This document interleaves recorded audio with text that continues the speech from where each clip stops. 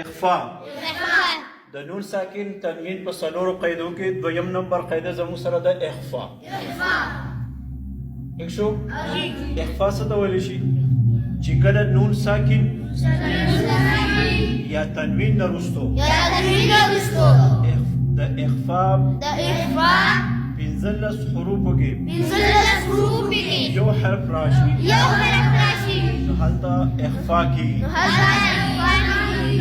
یعنی اخفا به څنګه کېږي ګورئ ورته د نون ساکن یا تنوین اواز به د نون ساکن یا د تنوین اواز به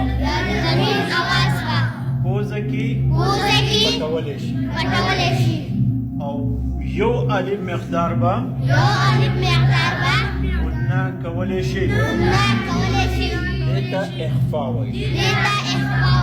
بیا ورته ګورئ کله چې نون ساکن یا تنوین نه وروستو پنځلس حروفو کې هغه پنځلس حروف کم دي هغه تاسو ته باید ولیکل په دې پنځلسو حروفو کې یو حرف راشي نو هلته کې به اخفا کېږي. هلته به څه کېږي اخفا څه ته ویلی شي چې د نون ساکن او د تنوین اواز به پټولی شي.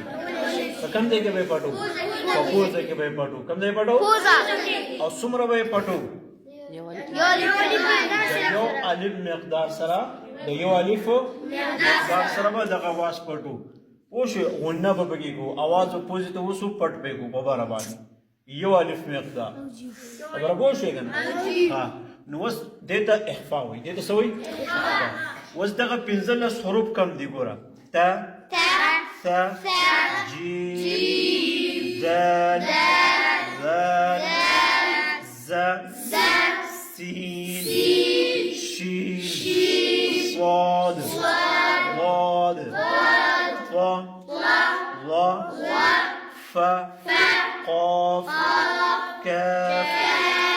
اوس د دې مثالونه څه دي ګورئ دی خو مثال تړمبي مثال باندې ځان پوهېږئ بیا به تاسو آسان وي. کاف نون پیش کن تا پیش تو کنتو. اوس دلته د کاف نه وروسته څه راغلی او نون باندې لپاسه دی جزم. دې ته مونږ کم نون وایو نونې د نون لپاسه شی دی نو څه به ورته وایو نو که شد دی نو زه به ورته مشدد ویم. نون ساکن نه تاسو خبره څه وایي نون ساکن څه ته وایي چې لپاسه کې څه راغلی هغې ته څه وایي چې کله په نون باندې لپاسه غوړندی جزم راغلی هغې ته څه وایي نون ساکن څه وایي ورته. نو اوس دا نون ساکن نه وروستو په دې پنځلسو حروفو کې کم حرف راغلی تا په دې پنځلسو حروفو کې د نون ساکن نه وروستو کم حرف راغلی تا.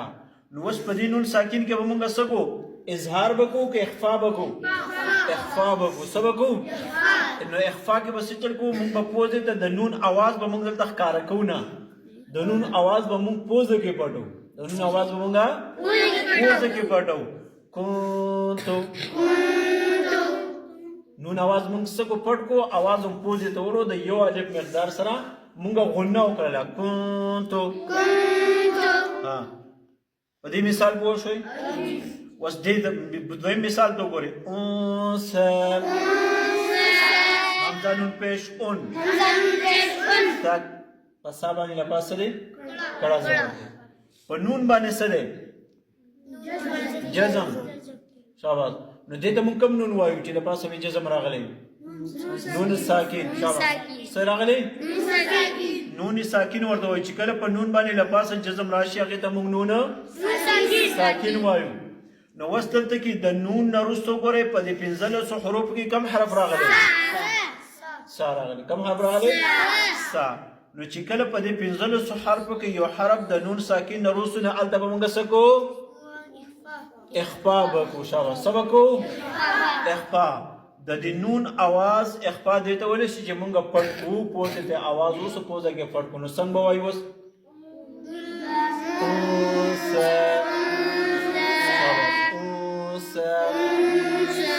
او دا اواز د نون چې مونږ پوزه کې پټو نو څومره مقدار سره یې پټو یو الف مقدار سره شاباش أنثى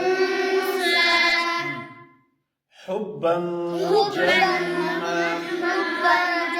دا دوا مثالونه د نون ساکن شو. اوس دریم مثال هغه د تنوین دی. دریم مثال څه دی؟ تنوین. په با باندې لپاس سره راغلی د شد لپاسه دو زبر. څه پرې راغلی دی؟ نو دو زبر ته دو زبر دو زیر دو پیش ته څه وایي؟ تنوین وایي. اوس دلته تنوین راغی که نه؟ نو چې کله تنوین راشي نو موږ هلته کې غنه کوو. خو کله یې کوو هله موږ غنه کوو چې کله په دې 15 حروفو کې یو حرف د تنوین نه وروسته راغلی. نو اوس دلته کې څه راغلی؟ تنوین نه وروسته په دې 15 حروفو کې کوم یو حرف دلته راغلی دی؟ جیم. شاباس. څه شی؟ جیم راغلی دی. نو اوس دلته کې حبا جمع. اوس دلته کې تنوین اواز مونږ پوزې ته ورو پټو. حبا بنه وایو، حبا جمع بنه وایو. څنګه وایو؟ حبا جمع. نو درې مثالونه شو. دوه د نون ساکن شو او دریم مثال د څه شو؟ د تنوین شو.